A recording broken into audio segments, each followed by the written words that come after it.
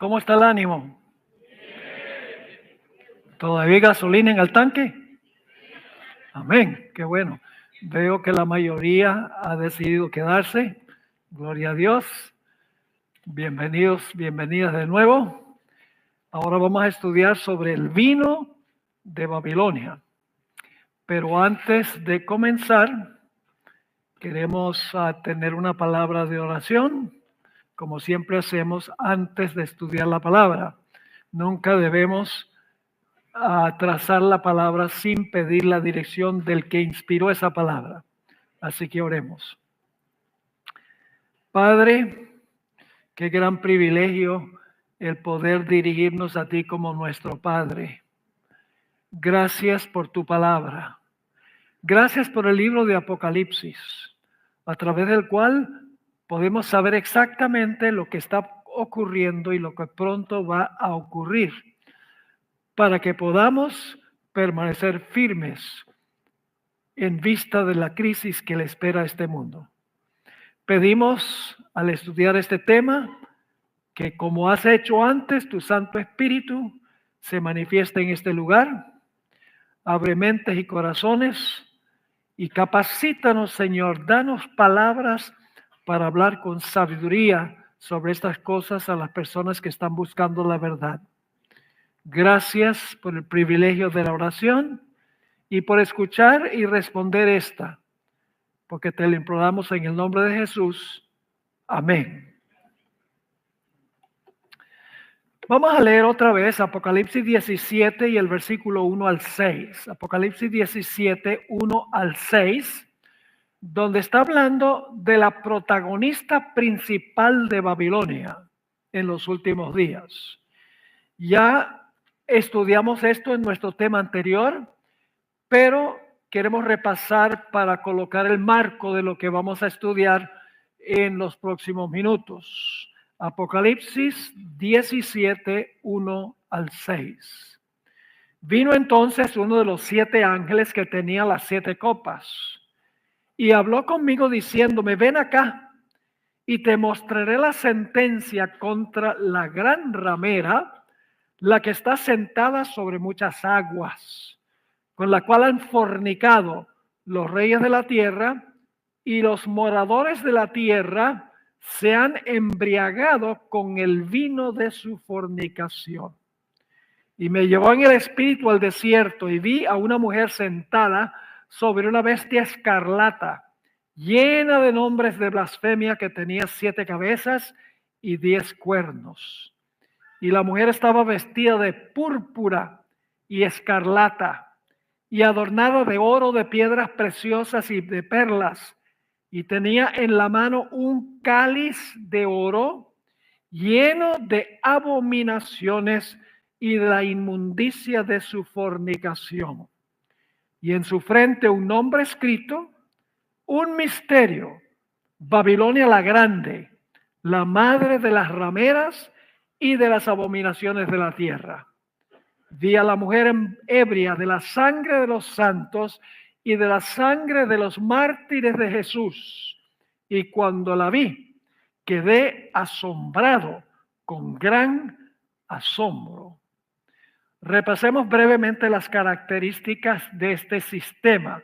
En realidad, en Babilonia se compone de 3 partes. Babilonia se compone del dragón, la bestia y el falso profeta.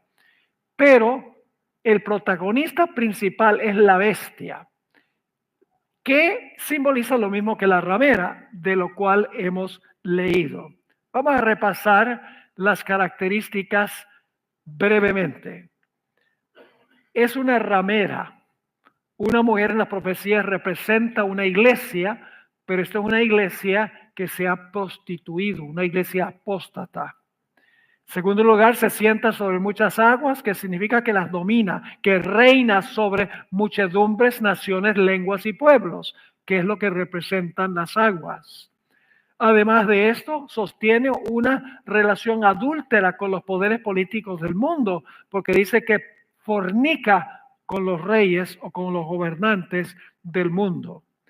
Tiene una copa de oro en su mano, que tiene su vino, Pero el vino fermentado representa sus abominaciones.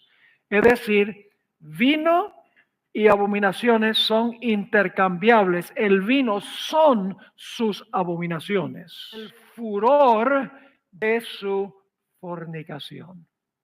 ¿Por qué cayó Babilonia? Porque ha hecho beber a todas las naciones del vino de su fornicación. Dicho sea de paso, vino fermentado, vino que emborracha. Es decir, Babilonia caerá porque es una fábrica de vino fermentado, con el cual emborracha a las naciones. No estamos hablando de vino literal. Estamos hablando de símbolos. La ramera no es una ramera literal, es un símbolo. Las aguas sobre las cuales se sienta es un símbolo, representa aguas. Es decir, en Apocalipsis 17 estamos tratando con símbolos, no algo literal. Así que el vino que ella da no es el vino fermentado que se produce y se vende en los almacenes. El vino, vamos a ver lo que representa en unos momentos. La ramera tiene en su mano una copa. ¿Y qué contiene la copa? Pues vino. Pero luego dice en Apocalipsis 17 que el vino son sus abominaciones. Es decir, el vino es igual a abominaciones. Ese es un detalle muy importante porque significa si podemos averiguar qué son abominaciones según la Biblia, vamos a saber qué es el vino. ¿Me entienden el punto?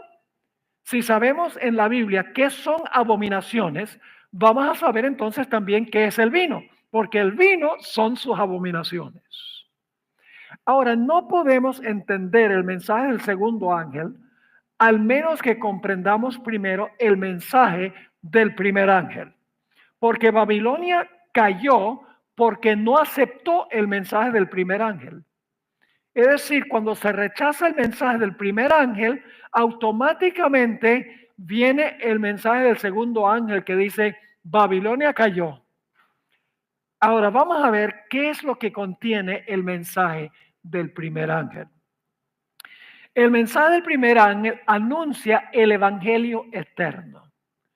¿Qué es el evangelio eterno? Son por lo menos tres cosas. Número uno, que Jesús fue sacrificado por nuestros pecados de una vez por todas. No necesita morir de nuevo porque su sacrificio fue suficiente. La Iglesia romana enseña que el sacrificio ocurre en cada misa, no de una vez por todas.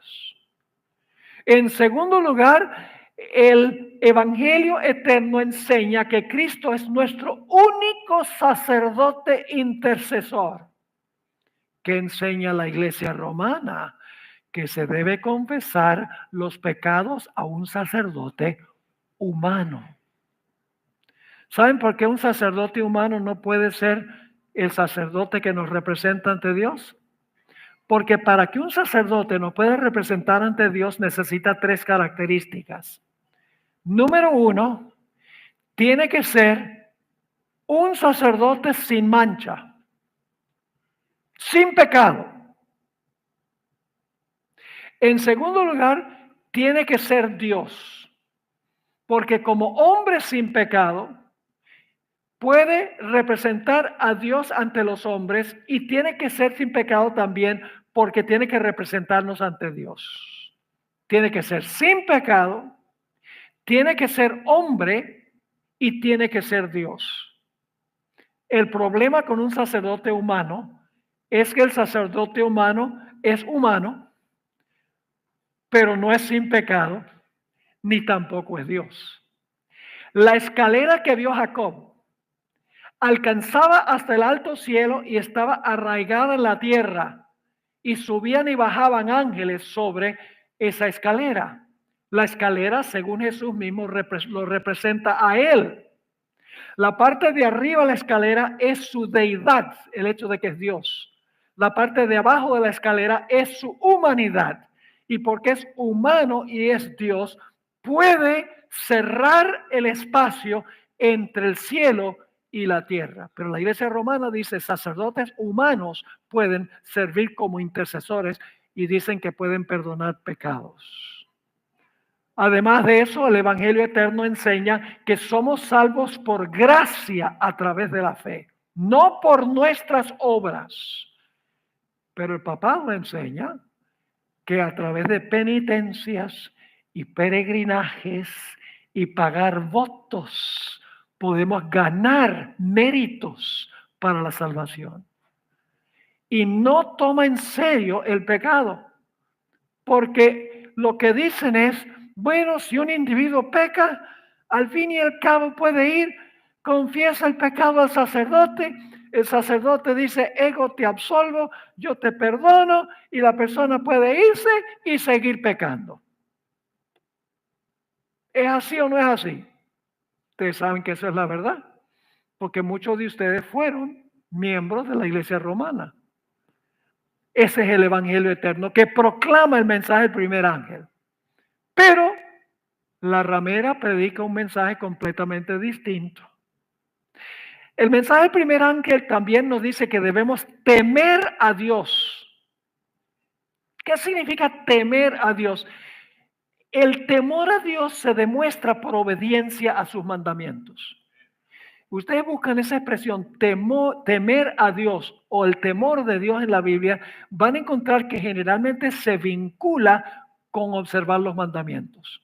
Por ejemplo, Eclesiastés 12 dice, teme a Dios y guarda sus mandamientos, porque este es el todo del hombre. Tenemos dos otros ejemplos que podría mencionar. Cuando Abraham se encontró con Abimelech, él le mentió una mentira. Bueno, era verdad, pero era una medio mentira. Y una medio mentira es una verdad completa, una mentira completa.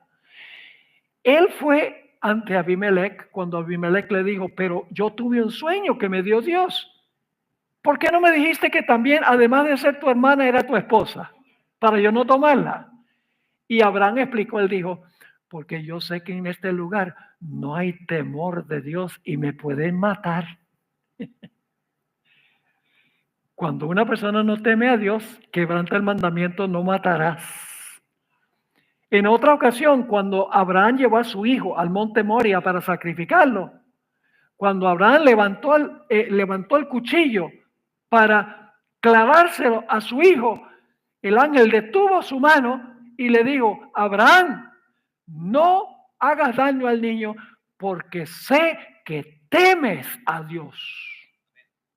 El temor a Dios significa guardar su ley, no parte de la ley, sino toda la ley por amor a Dios. Jesús dijo, si me amáis, guardad mis mandamientos. ¿Qué enseña la iglesia romana? La iglesia romana enseña que el domingo es el día de reposo. Y además de eso, esconde el mandamiento que dice, no te harás imagen, ni ninguna semejanza, ni te inclinarás, porque en los catecismos ese mandamiento desaparece y dividen el 10º mandamiento en 2 para terminar con 10. Pensó que podía cambiar la ley. Ese no es el temor de Dios. Luego dice, dadle gloria a Dios. Yo pregunto, la iglesia romana, ¿a quién le da gloria? ¿A Dios? No. Es como la Babilonia de la Torre de Babel, que atrae atención a sí mismo. Es como la Babilonia de Nabucodonosor, que también trae honra y gloria a sí mismo en vez de glorificar a Dios. Además de eso, el mensaje del primer ángel dice que la hora de su juicio ha llegado. El juicio comenzó en 1844. ¿Qué dice la iglesia romana en cuanto al juicio? Ellos dicen que si una persona se muere y no estaba salva, en el momento de la muerte es juzgada, porque se lo manda el Señor al infierno. Por el otro lado, si la persona fue fiel, el alma sale volando al cielo. Entonces, ¿para qué Dios va a empezar un juicio investigador en 1844 para juzgar a los seres humanos si ya el alma se fue al cielo o se fue al infierno? La idea del juicio está vinculada con el estado de los muertos. La Iglesia Adventista enseña que cuando una persona se muere, esa persona está muerta hasta que su nombre surja en el juicio. Pero si la persona cuando muere va al sepulcro y el alma sale volando, entonces ya la persona fue juzgada cuando murió. Y si va al infierno, también fue juzgada cuando murió.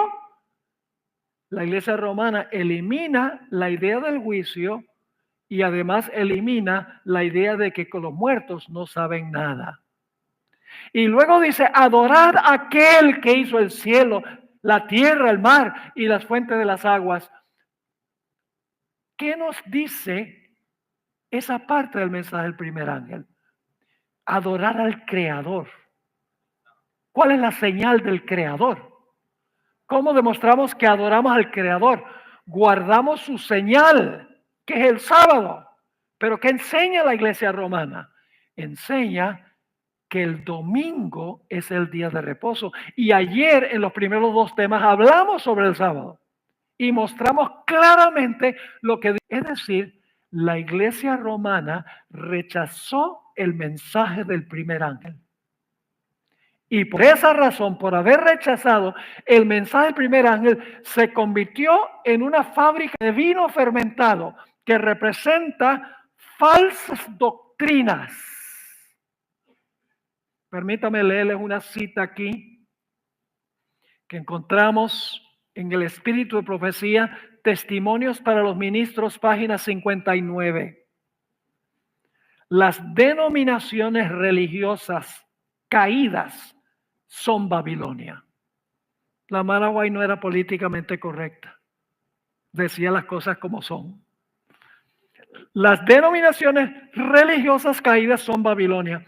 Babilonia ha estado promoviendo doctrinas venenosas. El vino del error. ¿Qué es el vino? Doctrinas venenosas. Este vino de error se compone de falsas doctrinas. ¿Qué representa el vino fermentado? Falsas doctrinas. Tales como la inmortalidad natural del alma, que es lo contrario de lo que dice el mensaje del primer ángel. El tormento eterno de los malos, que el primer ángel contradice. La negación de la preexistencia de Cristo antes de su nacimiento en Belén y defender y exaltar el primer día de la semana por encima del día santo de Dios. Pero eso no son todos los errores, porque sigue diciendo, estos errores y otros similares son presentados al mundo por las diversas iglesias. Y así se cumple el pasaje que dice, porque todas las gentes han bebido del vino del furor de su fornicación. Ahora escuchen por qué se le llama el vino del furor. Un furor es lo que producen falsas doctrinas.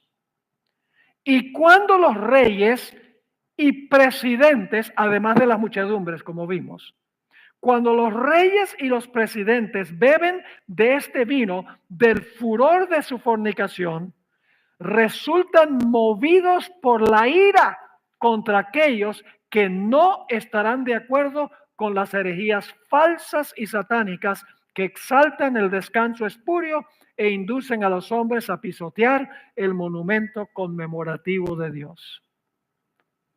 Es decir, Babilonia emborracha a los reyes, a los gobernantes, a las naciones, y los que no quieren beber se enoja, se llena de furor contra ellos.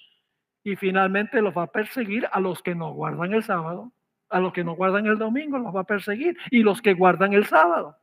Porque el vino del domingo enfurece a Babilonia, porque Babilonia no puede soportar la idea de que alguien no beba su vino o sus falsas doctrinas. Ahora, la pregunta clave es, ¿qué son las abominaciones? Sabemos que el vino son sus abominaciones. ¿Qué dice la Biblia en cuanto a las abominaciones? Son muchas. Y ahora las vamos a delinear desde la perspectiva bíblica. En primer lugar, confeccionar ídolos e inclinarse ante ellos es abominación. Vamos a leer Éxodo 20, 4 al 6. Éxodo 20, versículo 4 al 6. Este es el mandamiento que el papado esconde. Dice, no, es que está incluido en el primero, no tendrás dioses ajenos delante de mí, en los catecismos, aunque el mandamiento está en la Biblia católica, pero le enseña a los niños es del catecismo. Porque si ellos le enseñaran el segundo mandamiento, los niños dirían, entonces, ¿por qué tenemos imágenes en la iglesia? ¿Por qué nos inclinamos entonces ante las imágenes? Dirían. Así que hay que ocultar ese mandamiento. Dice en Éxodo 24, no te harás imagen, ni ninguna semejanza de lo que esté arriba en el cielo, ni abajo en la tierra, ni en las aguas debajo de la tierra. No te inclinarás a ellas, ni las honrarás. ¿Está claro ese mandamiento? ¿La iglesia romana está llena de imágenes? ¿Sí o no? ¿Se inclina la gente ante esas imágenes? ¿Eso es vino fermentado? Eso es vino fermentado, porque lo prohíbe terminantemente la Biblia. Deuteronomio 7:25 nos dice que adorar ídolos es abominación, o inclinarse ante ídolos es abominación. Dice ahí en Deuteronomio 7:25, Dios le está diciéndole a Israel, van a entrar a Canaán, y les dice, las esculturas de sus dioses quemarás en el fuego. No codiciarás plata ni oro de ellas para tomarlo para ti, para que no tropieces en ello, pues es que abominación a Jehová tu Dios. ¿Qué es un ídolo ante Dios? Inclinarse ante el ídolo, abominación. Noten Deuteronomio 27, 14 y 15. Deuteronomio 27, 14 y 15 nos dice en palabras muy fuertes, y hablarán los levitas y dirán a todo varón de Israel en alta voz, maldito el hombre que hiciere escultura o imagen de fundición. ¿Está claro eso? ¿Sí está claro o es ambiguo? Más claro no canta un gallo a las 3 de la mañana.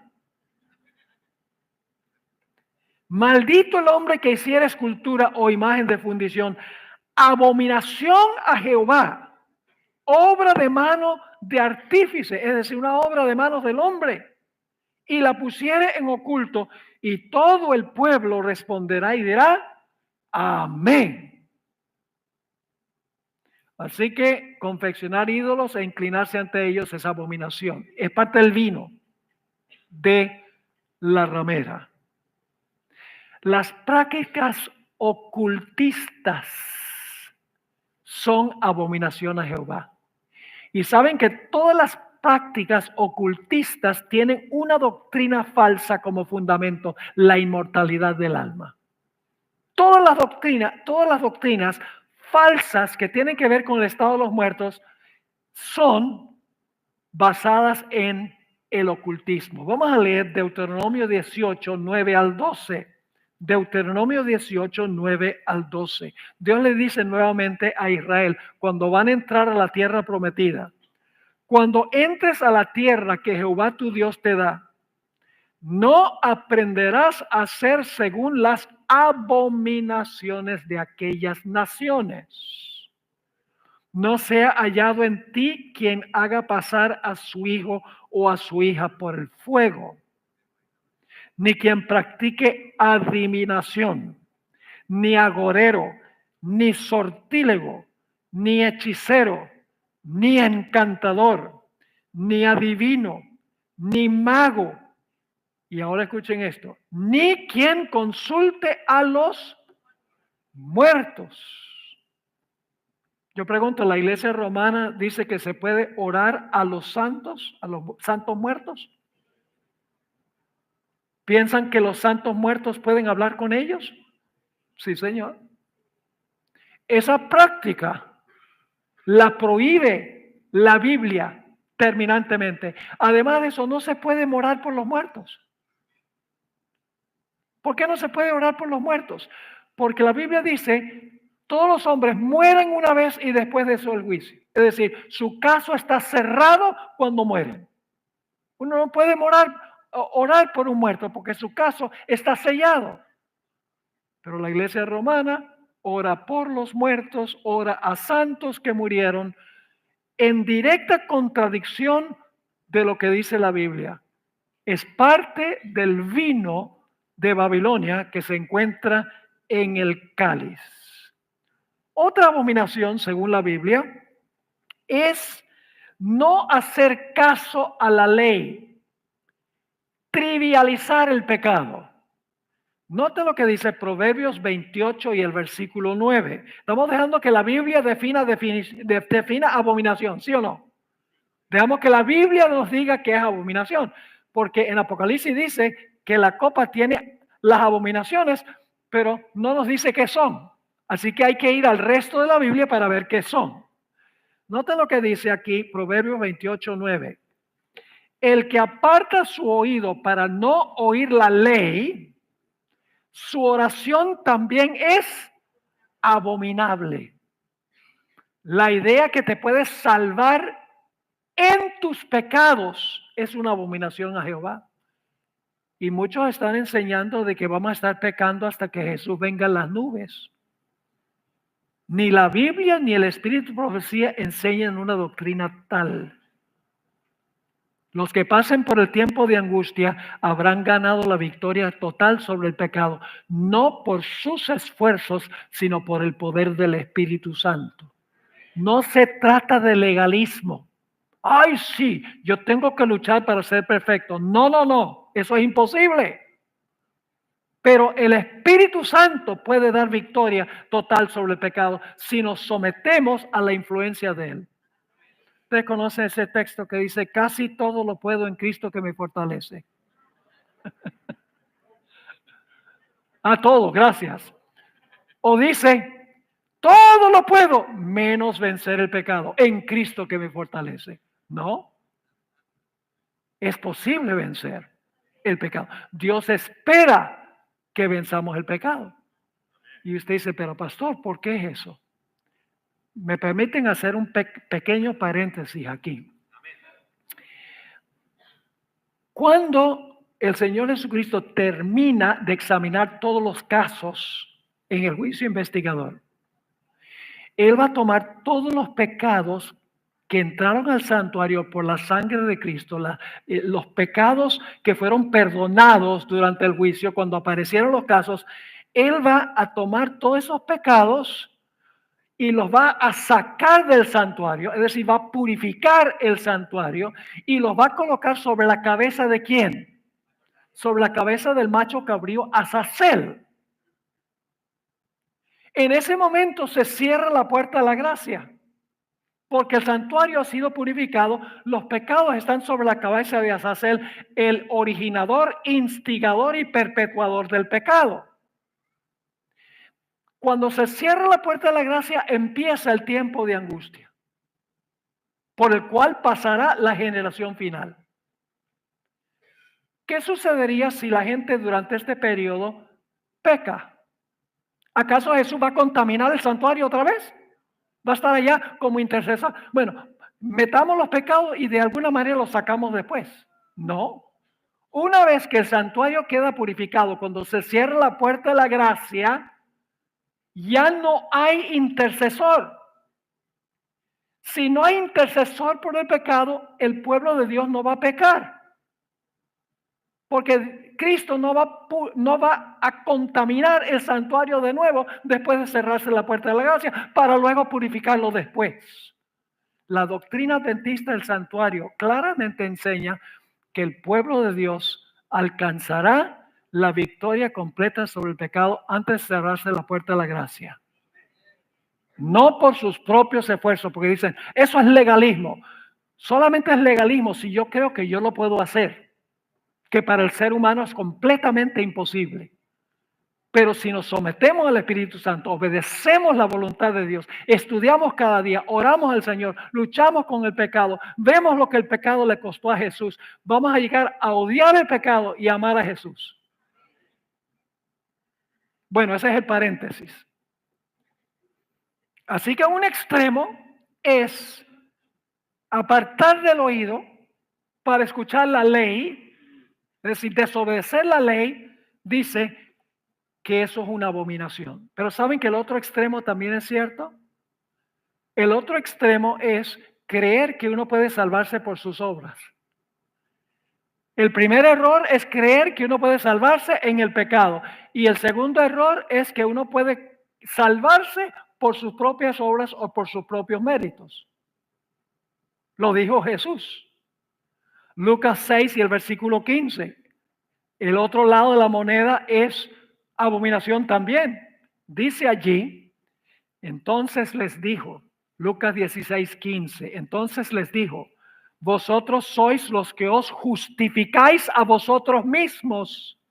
¿Qué problema tenían? Se justificaban ellos mismos delante de los hombres. Mas Dios conoce vuestros corazones. Porque lo que los hombres tienen por sublime, que es ¿qué cosa? Justificarnos a nosotros mismos, delante de Dios es abominación. Es abominación enseñar que podemos salvarnos en nuestros pecados y es abominación creer que nosotros podemos salvarnos por nuestros propios méritos. El hombre no es salvo por fe sola, no es salvo por obras solas, no es salvo por fe más obras, es salvo por una fe que obra, porque una fe que no obra no es fe. Yo pregunto, cuando ustedes arrancan el carro por la mañana,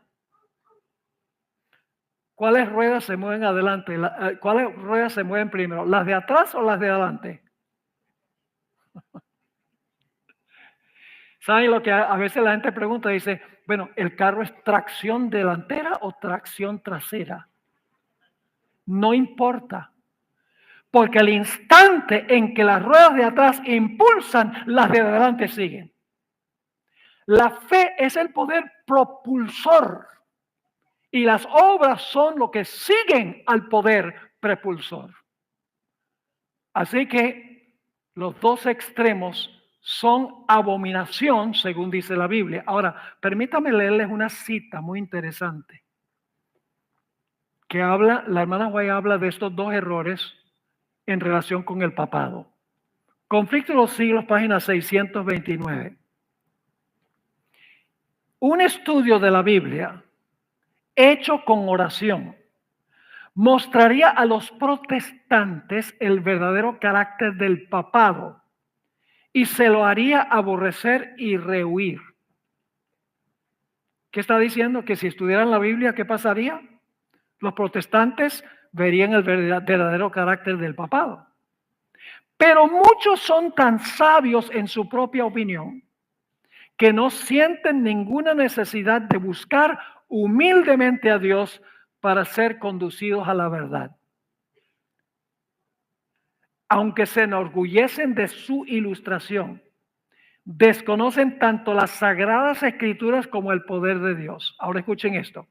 Necesitan algo para calmar sus conciencias y buscan lo que es menos espiritual y humillante.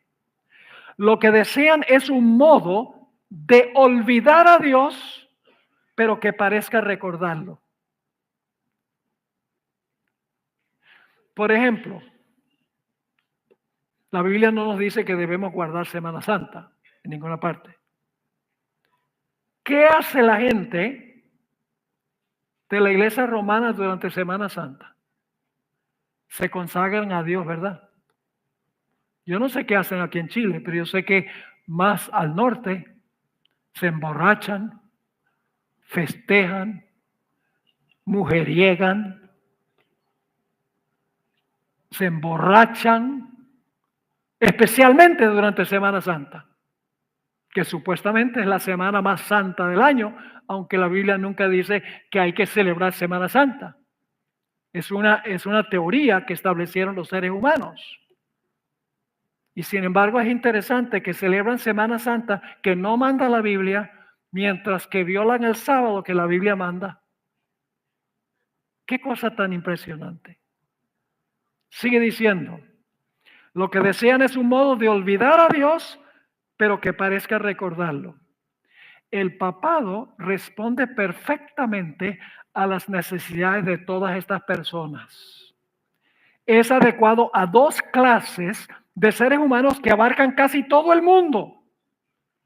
Los que quisieran salvarse por sus méritos y los que quisieran salvarse en sus pecados. Tal es el secreto de su poder. Qué tremenda cita. En la iglesia romana se enfatiza que la gente debe vivir una vida moralmente recta. No. ¿La gente puede ser ladrona? Sí. ¿Qué es lo que tiene que hacer? Ir a confesarle al sacerdote. Se trivializa el pecado.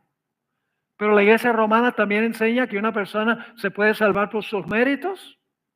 También. Puedes hacer peregrinajes, puedes pagar votos, puedes darle dinero a la iglesia. Y eso te ayuda para la salvación. La iglesia romana, dice ella,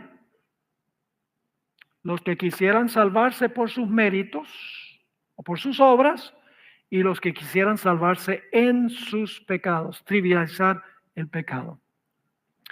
Otra abominación es la fornicación o el adulterio. ¿La ramera fornica? ¿La mujer es adúltera? Vamos a leer lo que dice la Biblia. Jeremías 13, 26 y 27. Estamos estudiando qué son las abominaciones. Jeremías, el capítulo 13, 26 y 27.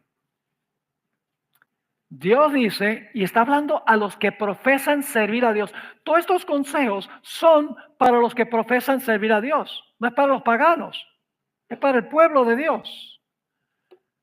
Yo pues descubriré también tus faldas, dice Dios a su pueblo, delante de tu rostro.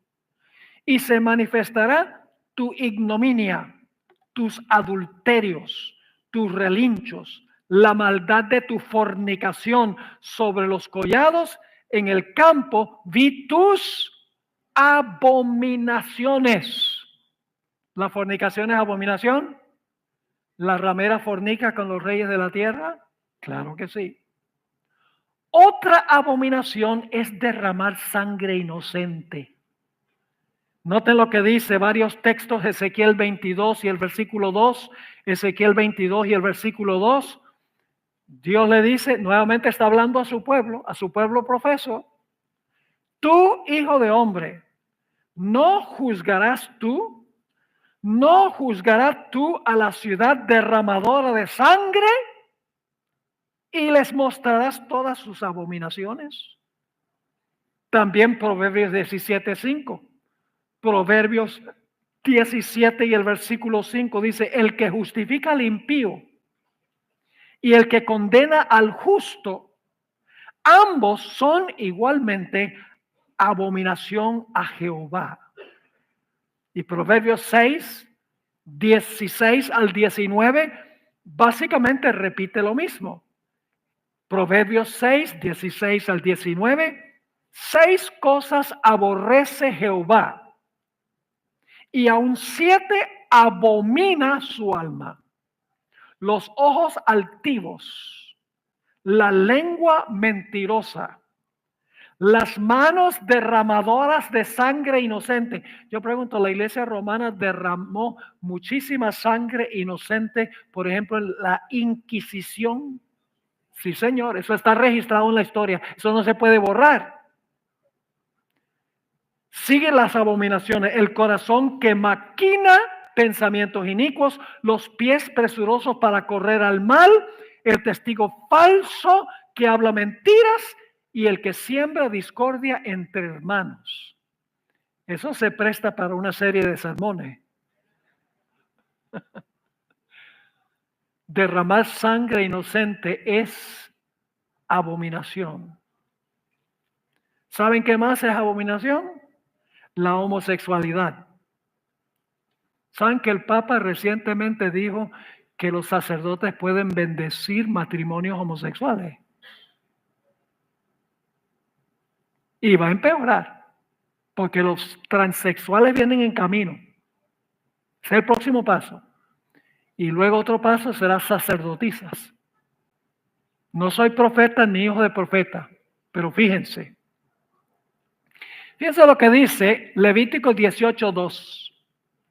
No te echarás con varón como con mujer, es abominación. ¿Está claro? Ahora, no me entiendan mal, no debemos maltratar a la gente que vive este estilo de vida. No debemos odiarlos. Se puede amar a la persona mientras que no se ama la conducta. Pero lamentablemente nosotros generalmente amamos, odiamos al pecador con su pecado. Cristo amó pecadores, pero nunca estuvo de acuerdo con su pecado. Quería alcanzarlos para la salvación. Así que la homosexualidad es una abominación. Todo esto está en la copa de la ramera. Lo dice la Biblia, porque usa la misma palabra. Pero la más grande de todas las abominaciones está en Ezequiel 8, 16 y 17. Es la mayor de todas. Ezequiel, el capítulo 8, se conoce como el capítulo de las abominaciones. Porque Dios le muestra a Ezequiel una abominación que está cometiendo su pueblo. Todo esto tiene que ver con el pueblo de Dios. Dios le está diciendo a su pueblo, no caigan en esto porque es abominación. Van a ser apóstatas. No está hablando a los egipcios ni los paganos, está hablando a los que profesan servir a Dios, que pueden caer en esto. Dios le muestra a Ezequiel una abominación en el capítulo 8 y Ezequiel dice, vaya, qué terrible. Dios dice, no has visto nada todavía, te voy a mostrar una abominación mayor que esa. Y luego Dios le muestra una abominación mayor y dice, no has visto nada, Ezequiel, hay una abominación peor que esa. Y lo que culmina la lista, la peor abominación, está en Ezequiel 8, 16, 17. Y me llevó al atrio dentro. Esto está pasando entre los que profesan servir a Dios. La ramera es una iglesia apóstata. Una vez estuvo en la verdad, pero apostató. Dice, y me llevó al atrio de adentro de la casa de Jehová. Y he aquí junto a la entrada del templo de Jehová, entre la entrada y el altar, como 25 varones, sus espaldas vueltas al templo de Jehová y sus rostros hacia el oriente, y adoraban al sol, postrándose hacia el oriente. La adoración al sol es la peor de todas las abominaciones.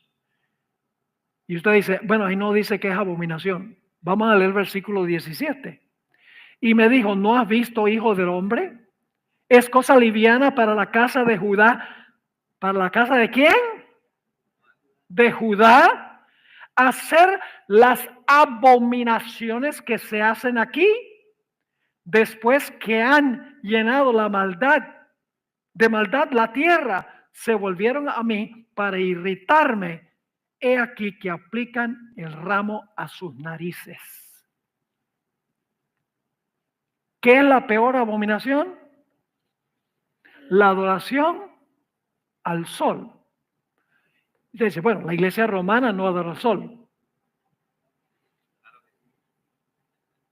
Yo una vez visité el Museo del Vaticano. ¿Hay alguien aquí que ha ido al Museo del Vaticano? Muy interesante. Hay soles por todas partes. Soles en las copas, soles en las vestiduras de los sacerdotes, soles en las estatuas, soles en las obras de arte, soles por todas partes. Es más, el tabernáculo a donde se guarda la hostia tiene los rayos del sol.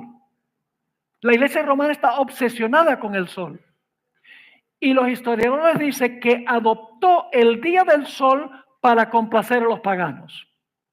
Porque los paganos observaban el día del sol. Y algunos dirán, pero pastor, no es lo mismo adorar el sol que adorar en el día del sol. Y yo sostengo que en principio sí es lo mismo. Le voy a explicar por qué razón. ¿Quién hizo el sol? 3 personas creen que fue Dios.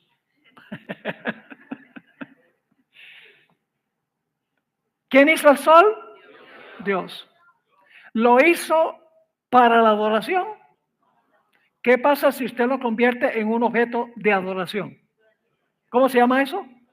Idolatría. ¿Quién creó el primer día de la semana? ¿Lo creó para la adoración? No, porque es un día de trabajo. ¿Qué pasa si el hombre hace del día del sol un día de reposo? Es idolatría, porque es hecho por el hombre para la adoración. No importa si es un objeto hecho por el hombre para la adoración o si es un día hecho por el hombre para la adoración. El principio es el mismo. ¿Están conmigo o no están conmigo? Elena White escribió las siguientes sabias palabras, Conflicto de los Siglos, 439 y 440. Cuando se levantan maestros verdaderos para explicar la palabra de Dios, se levantan también hombres de saber, ministros que profesan comprender las Escrituras para denunciar la sana doctrina como si fuera herejía, alejando así a los que buscan la verdad. Y luego dice esto, si el mundo no estuviese fatalmente embriagado con el vino de Babilonia, multitudes se convencerían y se convertirían por medio del conocimiento de las verdades claras y penetrantes de la palabra de Dios. Pero la fe religiosa aparece tan confusa, Babilonia confusa. Pero, dice, la fe religiosa aparece tan confusa y discordante, cada iglesia enseñando lo suyo, que el pueblo no sabe qué creer ni qué aceptar como verdad. La iglesia es responsable del pecado de la impenitencia del mundo. ¿Cuántos de ustedes alguna vez han procurado darle un estudio bíblico a un borracho? Es imposible, porque el borracho se las sabe todas. ¿Sí o no? El borracho que es tímido, cuando se emborracha, él sabe todo. Y contradice y discute, porque está borracho. Lo mismo sucede espiritualmente con los que están en Babilonia.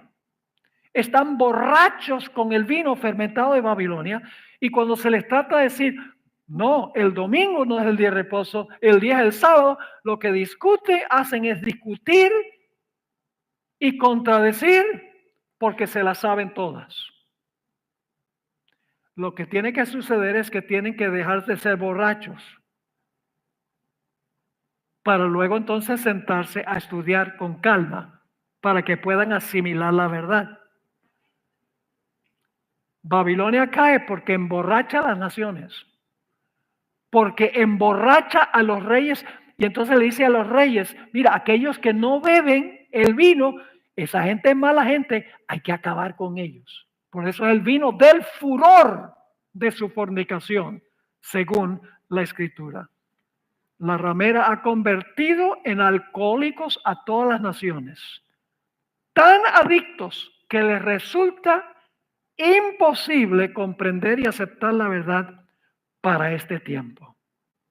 La hermana Joya escribió lo siguiente, Joya de los Testimonios, tomo 2, páginas 103 y 104. El error nunca es inofensivo. ¿El error qué?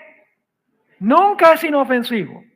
Nunca santifica, sino que siempre trae confusión y disensión.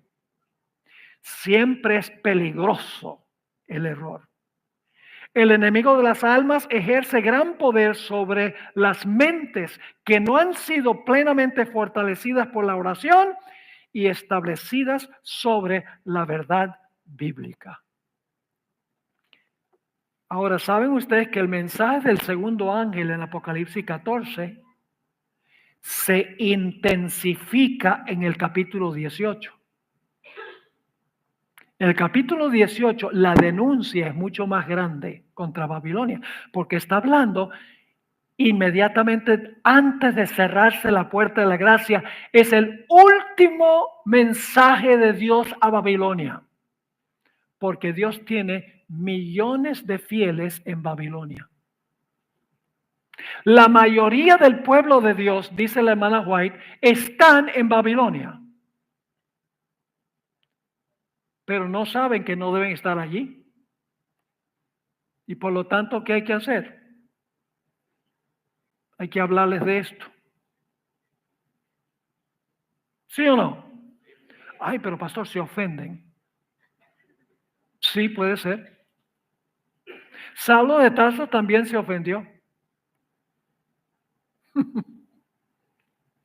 No debemos dejar de predicar la verdad porque alguien se puede ofender. Porque al principio se ofenden, pero con el tiempo toman conciencia. Yo les relato la experiencia de una hermana de mi iglesia. El esposo de ella, hijo de un pastor que pastoreaba en Siria, tuvo que huir por persecución religiosa. El hijo médico, miembro de la iglesia donde yo asisto, donde yo fui pastor. Él había dejado de ir a la iglesia y tuve una campaña evangelística y él vino, pero así largo, que le llegaba hasta los hombros. Llegó con la esposa. La esposa había sido criada en un convento. Y vinieron a las conferencias primeras. La esposa estaba emocionada hasta que presenté el tema sobre el anticristo. Después de eso dejó de venir, porque identifiqué a la iglesia romana. Ella había sido criada en un convento. Y después de eso, ella venía esporádicamente, venía de vez en cuando a la iglesia con el esposo. Pero si las miradas mataran, yo estaría muerto. Se veía que estaba ensañada conmigo. Y cuando veía que yo venía, buscaba la primera forma de poder desviarse para no encontrarse conmigo. Estaba brava. Pero con el transcurso del tiempo, se penetró el mensaje con la ayuda de su esposo. Y después de un tiempo, tuve el privilegio de bautizarla. ¿Y saben lo que pasó? Después que la bauticé, me mandó una tarjeta que todavía tengo en mi archivo, donde me pedía perdón por todas las miradas feas que me había dado. Así que si una persona se ofende al principio, es porque le pegó. ¿No está todo mal? Cuando Esteban predicó su sermón, ese sermón largo de Hechos 7, ojo, como dicen los puertorriqueños, Saulo de Tarso se enfogonó, se enfureció y enseguida fue a una expedición a Damasco para buscar más cristianos. Y Dios le dijo: no, tú eres mío. Y ahí cayó al suelo. No dice que estaba montado en un caballo. Cayó al suelo. Saulo, Saulo, ¿por qué me persigues? ¿Quién eres? Para que yo sepa quién estoy persiguiendo. Yo soy Jesús a quien tú persigues. Al perseguir a su pueblo, estaba persiguiendo a Jesús. Y ese que con rabia se fue a perseguir después que Esteban predicó su sermón, porque él sabía que lo que dijo Esteban era verdad. Pero quería olvidarlo. Después de eso, el apóstol, el Saulo de Tarso, llegó a ser el gran apóstol Pablo. ¿Valió la pena el sermón de Esteban? Pero Saulo se enojó. Pero el Señor lo alcanzó, ¿verdad que sí? Así que no se sientan mal si alguien se ofende por lo que ustedes dicen. Ahora, no sean recalcitrantes, antipáticos. Háganlo con tacto, con amor. La gente puede darse cuenta si en realidad lo que están compartiendo es por amor, por la salvación de ellos. La gente sabe eso. Pero tenemos que predicar la verdad en este tiempo, porque hay múltiples creyentes fieles en las iglesias que constituyen Babilonia. Vamos a Apocalipsis 18 para ver el último mensaje al mundo. En el conflicto de los siglos se titula El mensaje final de Dios. Un pueblo que ha sido zarandeado, un pueblo que ahora hay un remanente dentro del remanente que es fiel a Dios. Ahora Dios los va a usar para proclamar el mensaje del segundo ángel con mucho más poder. Porque Babilonia está mucho más pecaminosa. Dice en Apocalipsis 18, versículo 1, después de esto vi a otro ángel descender del cielo. Y ahora va a decir mucho más que lo que dijo el versículo 8 del capítulo 14. Vi otro ángel descender del cielo ¿con qué? Con gran autoridad. Y la tierra fue alumbrada con su gloria. Eso no lo dice tampoco el mensaje del segundo ángel en el capítulo 14. Y clamó, tampoco dice eso en el capítulo 14. Con voz potente. Tampoco dice en el capítulo 14. Este es un mensaje mucho más poderoso, ¿sí o no? Es al final de la historia, diciendo, ha caído la gran Babilonia. Y ahora fíjense cuánto cayó. Y se ha hecho habitación de demonios, guarida de todo espíritu inmundo y albergue de toda ave inmunda y aborrecible. Las aves representan los demonios. Esas son tres formas de decir lo mismo en otras palabras. En otras palabras, habitación de demonios, guarida de espíritu inmundo y albergue de ave inmunda y aborrecible. Todos esos son sinónimos para enfatizar que Babilonia está bien caída en este momento. Los pájaros, ¿recuerdan en la parábola del sembrador que los pájaros venían y se llevaban las semillas que caían al lado del camino? Jesús dijo que eso representa a Satanás, quien viene y quita la semilla de la verdad. Es decir, las aves aborrecibles representan demonios. Ahora, ¿por qué razón es que hay que dar este mensaje tan poderoso? Bueno, Babilonia está súper caída y ahora da la razón el versículo 3. ¿Por qué? Las naciones han bebido del vino del furor de su fornicación. Y los reyes de la tierra han fornicado con ella. Y los mercaderes de la tierra se han enriquecido de la potencia de sus deleites. Noten que aquí está toda la misma unión de todos estos sistemas religiosos y el poder político de los reyes. Y luego dice, y oí otra voz del cielo que decía, salid de ella, pueblo mío. Qué lindo eso. ¿Tiene Dios pueblo en Babilonia? La mayoría del pueblo de Dios está en Babilonia. Cuando en la iglesia adventista haya el zarandeo, y la mano ahí dice, la mayoría nos va a abandonar, no se van a disminuir las filas del pueblo de Dios, porque muchos salen, pero sus puestos serán reemplazados por los que van a entrar de Babilonia. Gloria a Dios. Yo anhelo que llegue este día. Amén. Así que dice, salid de ella, pueblo mío, para que no seáis partícipes de sus ¿qué? De sus pecados, ni recibáis parte de sus plagas. Ahora yo les pregunto, si Dios les advierte que salgan para que no reciban las plagas, entonces significa que van a estar vivos cuando caigan las plagas. Pues lógico que sí, porque ¿para qué Dios les va a advertir que no reciban las plagas si ese no es el mensaje final cuando van a caer las plagas? Le está diciendo, salgan antes que caigan las plagas, Pues si no van a pasar por las plagas, ¿por qué le dicen salgan ahora? Así que dice, salid de ella, pueblo mío, para que no seáis partícipes de sus pecados, ni recibáis parte de sus plagas, porque sus pecados han llegado hasta el cielo y Dios se ha acordado de sus maldades. Cuando la Biblia dice que Dios se acuerda de sus maldades, no significa que Dios sufre de olvido. Cuando la Biblia dice que Dios se acuerda, significa que ha llegado el momento de Dios intervenir. Por ejemplo, cuando Israel estaba esclavo en Egipto, dice Dios se acordó de su pacto. ¿Acaso Dios se había olvidado de su pacto? No. Significa que Él se acordó de su pacto en el sentido de que ahora llegó el momento de actuar. Así que cuando dice aquí que Babilonia,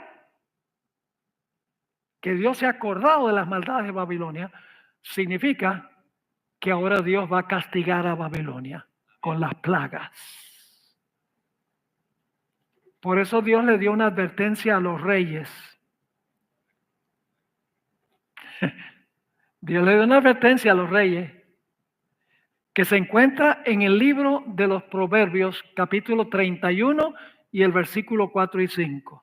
Proverbios 31, 4 y 5. Aquí el sabio Salomón, que por mucho tiempo no fue muy sabio, porque era un borracho también, le gustaba empinar el codo, pero al final de su vida, él compartió su testimonio en los Proverbios y Eclesiastés. Él describe cómo fue su vida aparte de Dios y le dice, no cometan el mismo error que yo cometí. Dice allí, no es de los reyes, o Lemuel, no es de los reyes beber vino, ni de los príncipes la sidra. ¿Por qué razón? No sea que bebiendo olviden la ley. Los que beben el vino espiritual de Babilonia van a olvidar la ley al final de la historia. Sí, por eso Dios dice que han bebido el vino. Así que dice, no sea que bebiendo olviden la ley y perviertan el derecho. Van a acusar a los fieles en los tribunales injustamente. Así que dice, no sea que bebiendo olviden la ley y perviertan el derecho de todos los afligidos. Ahora quiero terminar con dos historias bíblicas que ilustran lo que hemos estudiado. Aarón tenía dos hijos que se llamaban Nadab y Abiú. Yo nunca he visto un joven que le pusiera el nombre Nadab, ni Abiú tampoco. Estos dos muchachos, Dios les había dicho explícitamente como sacerdotes que cuando ofrecieran fuego en el santuario, usaran el fuego santo que Dios llovió del cielo, que estaba en el altar del sacrificio. Dios le dijo, si ustedes van a traer fuego dentro del santuario, del lugar santo, para quemar incienso, asegúrense que sea el fuego que yo lloví del cielo, ese fuego santo. No me ofrezcan ningún otro fuego. Pero la Biblia nos dice que un día Nadab y Abiú entraron al santuario con fuego extraño. Es decir, fuego común. No el fuego santo, sino común. Yo pregunto, ¿ustedes creen que ese fuego se veía igual que el otro fuego? Sí. ¿Tenía las mismas proporciones químicas? Sí. Si le metían el dedo, ¿se queman el dedo con los dos fuegos? Sí. Eran igualitos. ¿Cuál era la diferencia? Dios dijo, este es el fuego que es santo. No me ofrezcan otro fuego. Pero Nadab y Abiú entraron con fuego extraño, otro fuego secular, el fuego que Dios no había mandado. Y Dios dijo, no hay problema, fuego es fuego. Dice que cayeron muertos. La gloria de Jehová los consumió allí en el lugar santo. ¿Cuál fue el problema de Nadab y Abiú?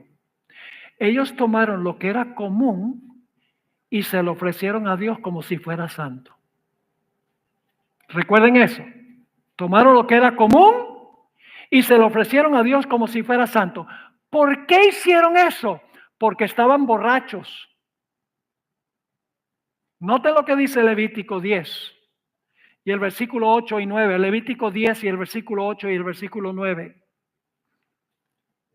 Y Jehová habló a Aarón, eso es después que ellos murieron, diciendo: tú y tus hijos contigo no beberéis vino ni sidra cuando entréis en el tabernáculo de la reunión, para que no muráis.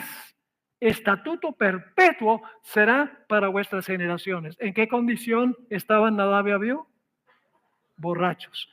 La borrachera no les permitió distinguir entre lo que es santo y lo que es común.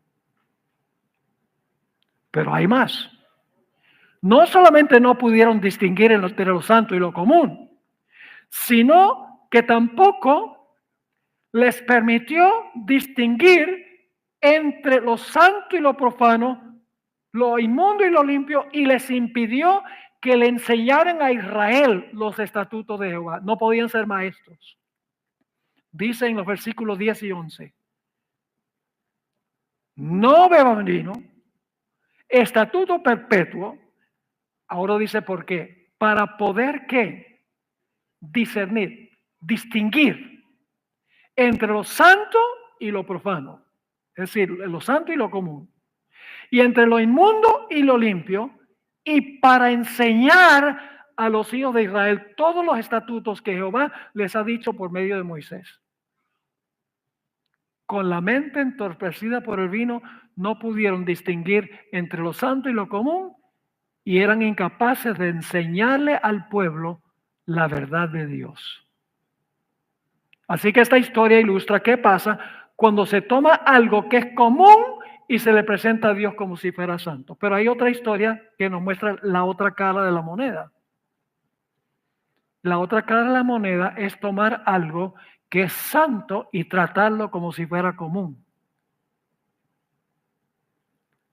La historia de la caída de Babilonia, la historia de Belsasar. Vamos a Daniel el capítulo 5 para que ustedes vean la segunda cara de la moneda. Y ya estamos llegando al final de nuestro tema de esta tarde, pero es importante este aspecto que vamos a cubrir ahora. Daniel 5 y el versículo 1. El rey Belsasar hizo un gran banquete a 1000 de sus príncipes, y en presencia de los 1000 bebía vino. Versículo 2. El versículo 2 dice: Belsasar con el gusto del vino. Es un detalle importante. ¿Lo afectó el vino, sí o no? Claro.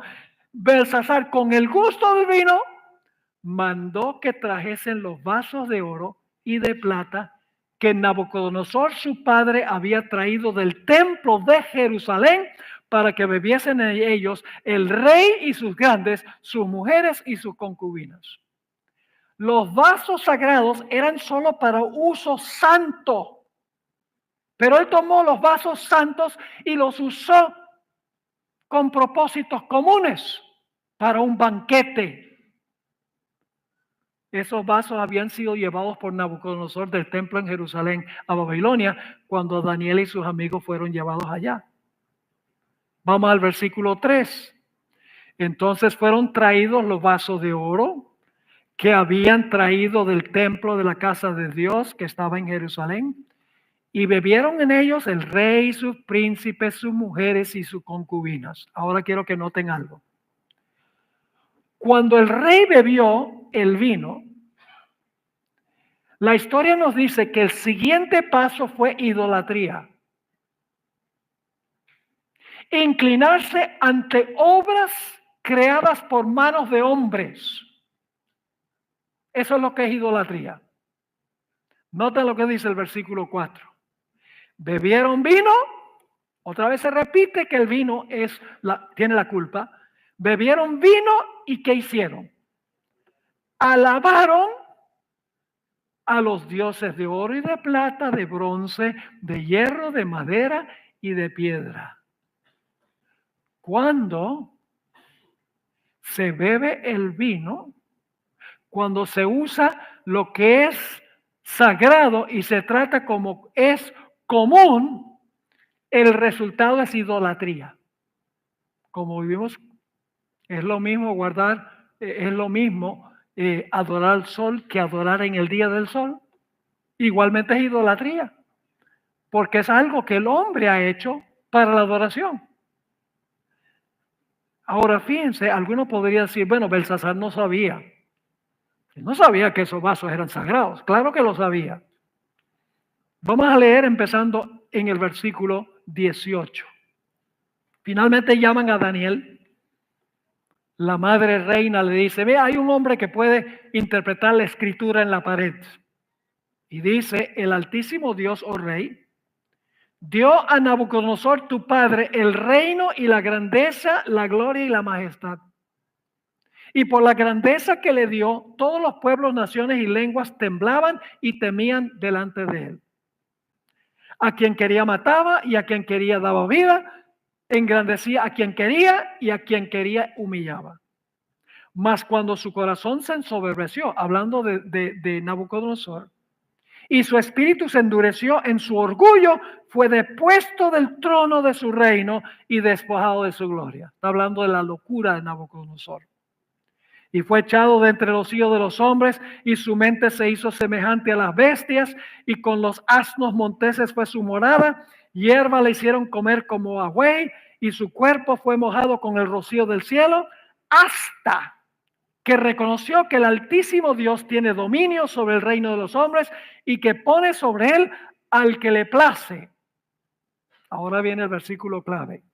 Y tú, su hijo Belsasar, no has humillado tu corazón, sabiendo todo esto.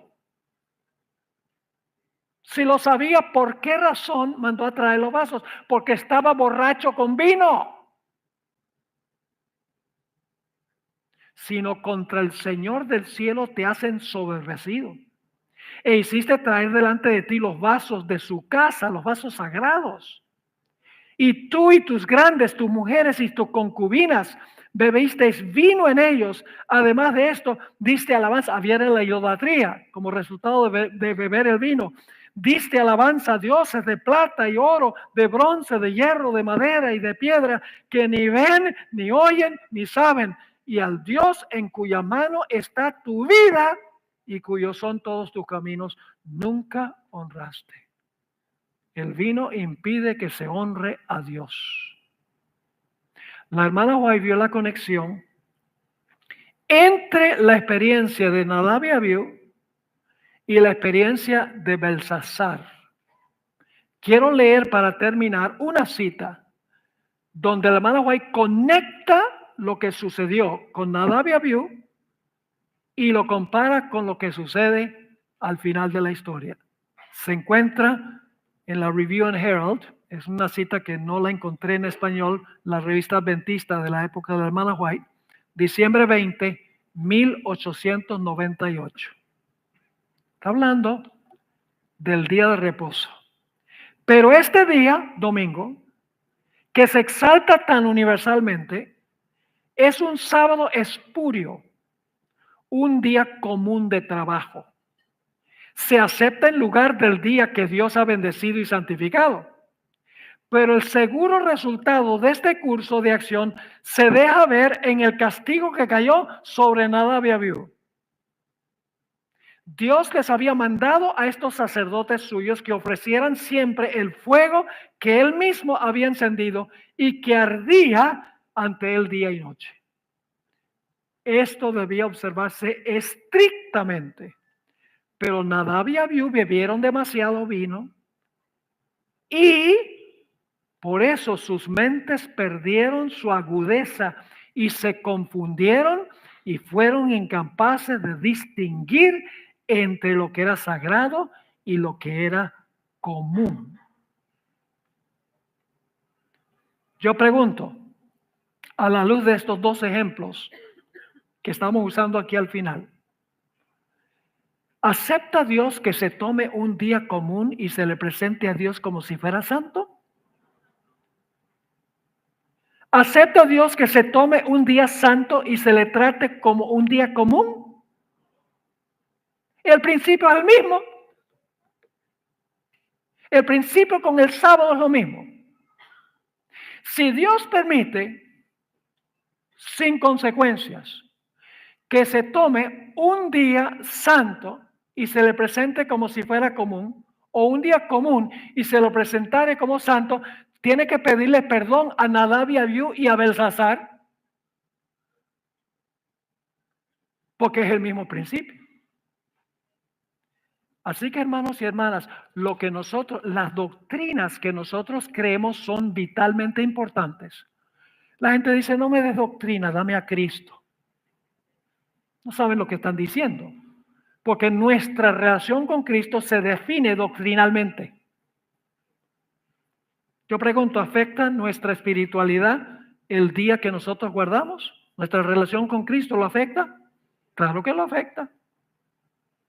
¿Afecta nuestra relación con Cristo lo que nosotros comemos y lo que nosotros bebemos? ¿Afecta nuestra relación con Cristo?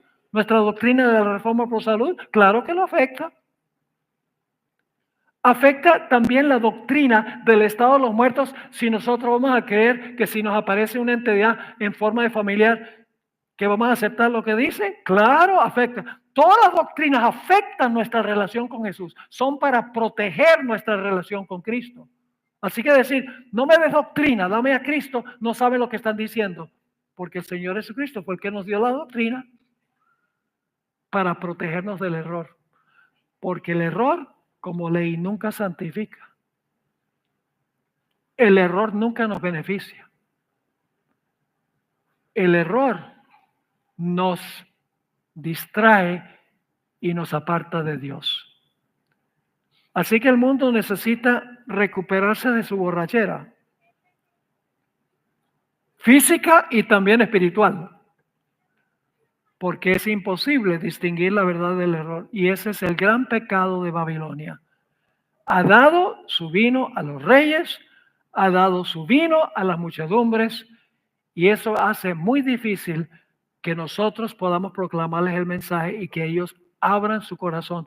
Pero hay gente que es sincera, que hay que conseguir, y hay que compartir ese mensaje con ellos. Y les desafío, hermanos y hermanas, que nosotros continuemos estudiando estas cosas para que estemos bien versados y podamos, cuando nos encontramos con personas que abren un poco la puerta para escuchar la verdad, que aprovechemos la oportunidad de entrar por esa puerta porque queremos ver su salvación. El propósito no es ganar un argumento, el propósito es ganar a un alma que está buscando la verdad. ¿Estamos dispuestos de hacer eso? ¿Quieren levantar la mano? Si quieren, Señor, ayúdame para que yo pueda alcanzar a mis familiares, a mis amigos, compañeros de trabajo, las personas con quienes entro en contacto. Gloria a Dios por eso.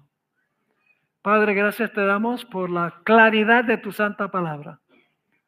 Te pido, Señor, que bendigas a esta gran hermandad reunida acá. Haz de ellos un poderoso ejército para alcanzar las almas que están sedientas y hambrientas de la verdad. Te ruego, Señor, que bendigas también a aquellos que por una u otra razón no vinieron a las reuniones, que también ellos puedan tomar conciencia de la importancia de lo que nosotros hemos estudiado.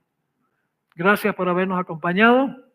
Te pedimos tu compañía al regresar a nuestros lugares. Te lo pedimos en el nombre precioso de Cristo, nuestro Salvador. Amén.